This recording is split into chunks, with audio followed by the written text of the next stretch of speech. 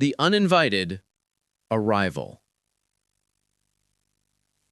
The Krillian warfleet materialized at the edge of the solar system like predators emerging from shadows. 17 massive vessels hung in the darkness of space, their hulls gleaming with weapons that had conquered 43 star systems. Commander Zeth stood on the bridge of his flagship, the Crimson Fang, watching the primitive star system spread out before him on the tactical display. This would be conquest number 44. Zeth was a veteran of the Krillian Empire, a species that had built their civilization on military dominance and strategic expansion. His scales gleamed deep purple under the bridge lights, a color that marked him as battle-tested and honored. He had personally overseen 12 planetary annexations, and each one had followed the same predictable pattern. First, show overwhelming force. Second, demand immediate surrender. Third, integrate the conquered world into the Empire's vast network of tributary states. Simple, efficient, and always successful. The humans would be no different. "Scan complete, Commander," his tactical officer reported, her claws clicking against the control panel. "We have confirmed settlements on the 3rd and 4th planets. The species calls their homeworld Earth. Technology level appears primitive. Chemical propulsion systems, basic orbital structures, and limited defensive capabilities." Zeth nodded with satisfaction. Everything matched the intelligence reports. Humanity had only recently achieved interplanetary travel, barely expanding beyond their own moon. They were perfect targets, advanced enough to be useful as workers and tributaries, but too primitive to offer any real resistance. "Broadcast our standard demand," Zeth commanded. "All frequencies, all languages in our database. Let them know the Krillian Empire has arrived, and resistance is futile." The communications officer activated the transmission array. The message went out across space, a declaration that had preceded conquest dozens of times before. It announced the Empire's dominance, demanded immediate surrender, and promised harsh consequences for defiance. Zeth expected panic. He expected chaotic radio chatter, confused military mobilizations, or desperate attempts at negotiation. Every species reacted the same way when they realized they were hopelessly outmatched.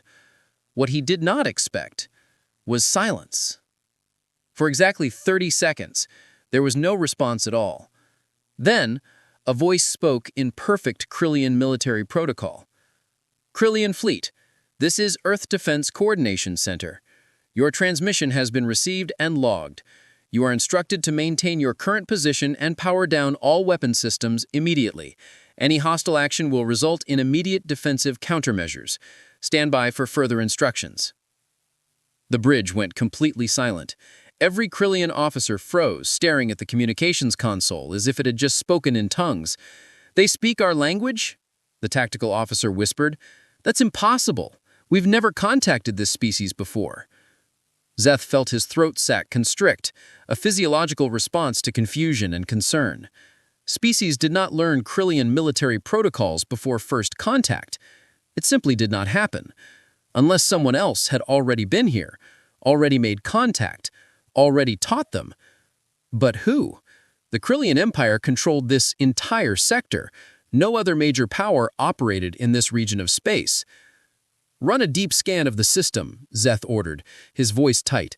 "I want to know everything about these humans, their ships, their technology, their defenses, everything." As his crew worked, another transmission came through. This time, it was a human voice, female and professionally calm. "Commander Zeth of the Crimson Fang, this is Coordinator Sarah Chen of Earth Defense. We are aware of your fleet's combat history and your standard annexation protocols. We strongly advise you to reconsider your approach to this solar system. Hostile intent will not be tolerated." Zeph's scales rippled with anger. How did they know his name? How did they know his ship's designation? And how dare they threaten him? "Coordinator Chen, you seem to misunderstand your situation. The Krillian Empire does not negotiate with primitive species. You have 1 standard hour to transmit your unconditional surrender, or we will begin bombardment of your military installations." There was a pause. When Sarah Chen spoke again, Her voice carried a note of genuine concern, almost pity. "Commander, please listen carefully. You're making a terrible mistake.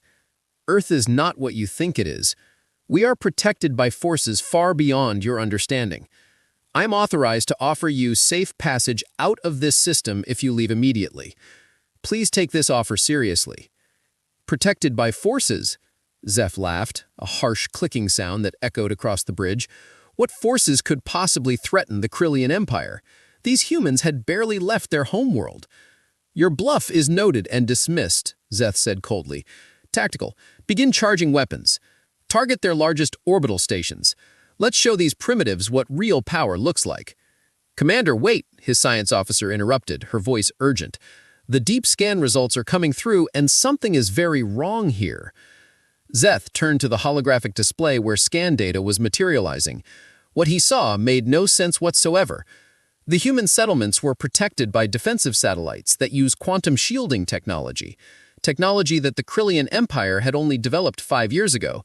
There were power signatures near the fourth planet that registered at levels normally associated with stellar engineering. Strange quantum fluctuations pulsed throughout the asteroid belt following patterns that seemed almost deliberately placed. And everywhere, scattered across the entire solar system, there were energy readings that his sensors could not identify at all. Ancient readings, dormant readings, but readings that suggested technology far more advanced than anything the Krillians possessed. "What am I looking at?" Zeph demanded.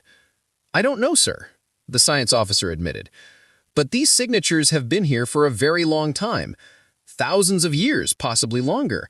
They're buried in asteroids, hidden in planetary cores, woven throughout the system's magnetic fields. It's like the entire solar system is one massive defensive installation." Zeph felt the first stirring of real unease. This did not match any conquest scenario he had ever encountered. "Pull up the galactic database," he ordered. "Search for any records of advanced installations in this sector. Cross-reference with precursor artifacts and ancient defense systems." His intelligence officer's claws flew across holographic controls. Minutes passed in tense silence. Then, the officer made a sound that Zeph had never heard before, a high-pitched keen of pure fear. "Sir, you need to see this immediately." A classified file appeared on Zeph's personal display, marked with security clearances that required Empire High Command authorization. The title made his blood run cold. "Galactic Warning. Custodial Systems. Extreme Threat." Zeph opened the file with shaking hands. The document was compiled from ancient sources, fragments of information gathered from ruins and dead civilizations across the galaxy. It described a race called the Architects, the first intelligent species in the known universe, beings who had seeded life across thousands of worlds before vanishing into history millions of years ago. But the Architects had not left those worlds undefended. On certain planets they deemed worthy of special protection, the Architects had installed custodial systems, autonomous guardians with one single purpose: to protect their chosen species until they were ready to join the galactic community on their own terms. The file contained a list of known custodial worlds. Most were marked as systems destroyed or guardians long dormant. But one entry, buried near the bottom of the document, made Zeph's vision blur. Earth. Sol System. Status: Custodial System active. Designation: Supreme Consul. Last verified contact: 52,000 galactic years ago. Threat assessment: Terminal. Recommendation: Complete avoidance under all circumstances. Below that, in bold lettering, was a final warning. Note: 7 civilizations have attempted hostile action against Earth's custodial systems. All 7 were completely destroyed. No survivors, no remnants, total extinction. Earth is classified as an absolute exclusion zone for military operations. Zeth stared at the screen, his mind refusing to process what he was reading. Earth was not just protected, it was protected by ancient technology that wiped out entire civilizations. "Commander," his communications officer said urgently, "we're receiving another transmission from Earth. They say it's urgent." Sarah Chen's face appeared on the main view screen. She looked tired and genuinely worried. "Commander Zeph, My superiors have informed me that you have accessed restricted files about Earth's status. You now understand what you're dealing with. I am begging you, on behalf of both our species, power down your weapons and leave this system immediately. You threatened us. You demanded our surrender. By your own protocols, that constitutes a hostile action. We haven't fired a single shot, Zeph protested, but his voice lacked conviction. It doesn't matter, Sarah said softly. You threatened a protected world. The Supreme Council has protocols for this situation, protocols established millions of years ago. Those protocols are now active. As if her words were a trigger, every alarm on the Crimson Fang began screaming at once. Multiple energy signatures activating throughout the system, the tactical officer shouted. They're massive, Commander! They're everywhere! Zeph ran to the observation window, in the distance, near The awakening. The main view screen in the Crimson Fang's bridge flickered and died, plunging the command center into emergency lighting. Red warning light bathed everything in a crimson glow that matched the terror rising in Commander Zeth's chest. Around him, his crew frantically worked their stations, but every system was failing one by one. Communications are down, his communications officer reported, her voice cracking with fear. Weapons offline, the tactical officer added. Life support is switching to backup reserves, another voice called out from somewhere in the chaos. Zeth gripped the command rail so hard his claws left marks in the metal. Through the observation window, he watched as the 7 ancient structures continued their approach. They moved with impossible grace, gliding through space without visible propulsion, their surfaces pulsing with energy that seemed to bend reality itself. Then, every dead screen in the bridge suddenly flickered back to life, simultaneously. But they did not show tactical readouts or system diagnostics. Instead, they all displayed the same thing, a symbol, ancient, beautiful, and terrifying in its simplicity, a geometric pattern that seemed to contain infinite complexity within perfect order. A voice spoke. It came from everywhere and nowhere, resonating not just through the speakers but seeming to vibrate through the very hull of the ship, through the deck plates, through the air itself, and somehow, impossibly, through Zeth's own bones. Krillian Commander Zeth, you have violated protocols established 52,000 years before your species learned to make fire. You have threatened a protected world. You have demanded submission from those under our guardianship. Explain your actions. The voice was not angry. It was not emotional at all. It simply was, carrying the weight of millions of years in the absolute certainty of ancient purpose. Zeth tried to speak, but his throat had sealed shut with fear. Around him, his crew had stopped working entirely. Many had collapsed to their knees, overwhelmed by the presence of something so far beyond their understanding that their minds struggled to process it. Zeth finally managed to croak out. We didn't know. We had no intelligence that Earth was protected. Ignorance is not exemption, the voice replied. The warnings are clear. The markers are present. Your species has access to the galactic archives. You chose not to search thoroughly before attempting conquest. On the view screen, a new image appeared. It showed the Krillian fleet from an external perspective, all 17 warships hanging motionless in space, completely powerless. Around them, the 7 Supreme Council installations had formed a perfect geometric pattern, a cage of ancient technology that held them as easily as a parent holds a child. The galactic records were restricted, Zeth protested, grasping for any defense. Classified beyond normal access levels, how are we supposed to know? The classification level required to access custodial system warnings is identical to the classification level required to authorize military conquest of uncontacted worlds. If you possessed authority to launch this invasion, you possessed authority to read the warnings. You chose not to do so. Zeth felt his scales go cold. The Supreme Council was right. He had the clearances. He simply had not bothered to check.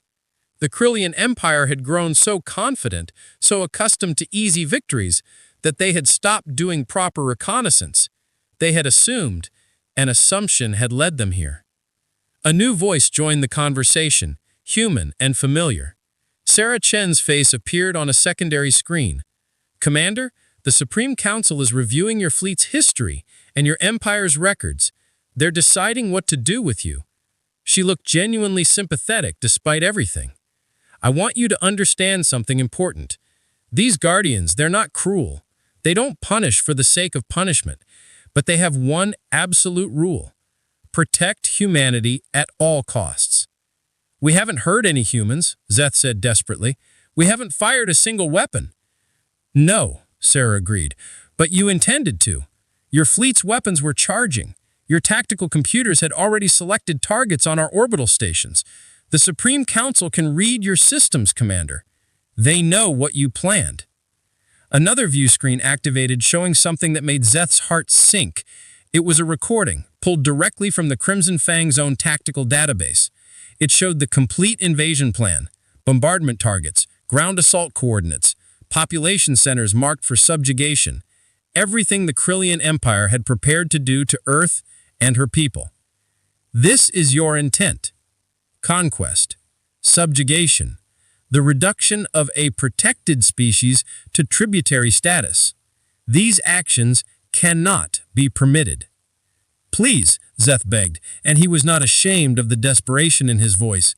"We made a mistake, a terrible mistake. Let us leave. We'll never return. We'll mark this system as forbidden territory. The Krillian Empire will never threaten Earth again." Silence filled the bridge. Seconds stretched into minutes. Zeth could hear his own heart's beating, could hear the shallow breathing of his terrified crew. "Your plea is acknowledged," the Supreme Council finally responded. "However, intent alone is insufficient to determine resolution. We must examine the pattern." The main view screen changed again, now displaying a cascading flood of data. Zeth recognized it immediately: the complete military history of the Krillian Empire.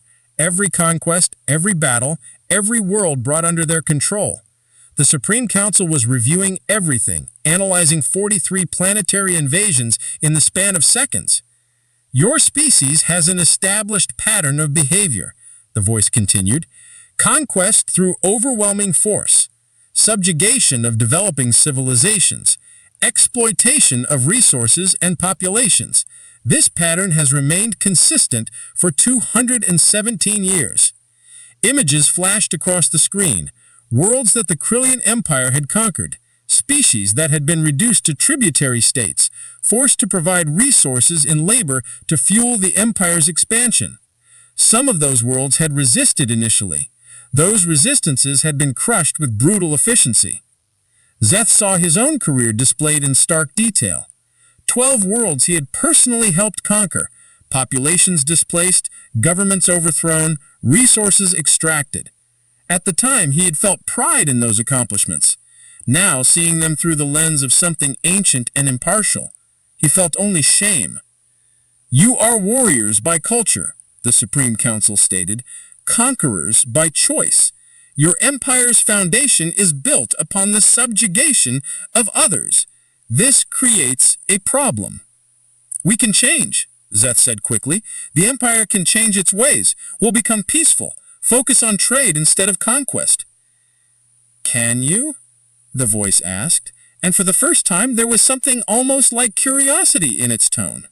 "Your government structure requires constant expansion to maintain stability. Your economy depends on tributary resources. Your social hierarchy rewards military achievement above all else. Change would require complete cultural reformation." Sarah Chen spoke up from her screen. "Commander, the Supreme Council has seen this before. 7 times, actually. 7 civilizations tried to conquer Earth. 7 times, the Guardians had to make this same decision." "What happened to them?" Zeth asked, although he already knew the answer from the archive file. "They were destroyed," Sarah said softly. "Completely and utterly. Not out of cruelty, but out of necessity, because they could not or would not change, and they represented an ongoing threat to humanity's development. But, she continued, and Zeth felt a tiny spark of hope ignite, that was before humanity had a say in the matter. The Supreme Council awoken fully about 30 years ago when we achieved faster-than-light capability.